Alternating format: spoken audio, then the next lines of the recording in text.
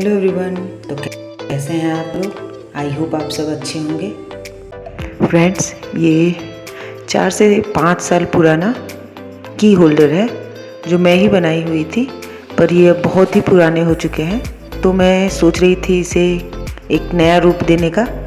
तो चलिए इसका एक अमेजिंग सा ट्रांसफॉर्मेशन करती हूँ। आई होप ये वीडियो आप लोग को पसंद आएंगी। तो चलिए वीडियो को शुरू करते हैं।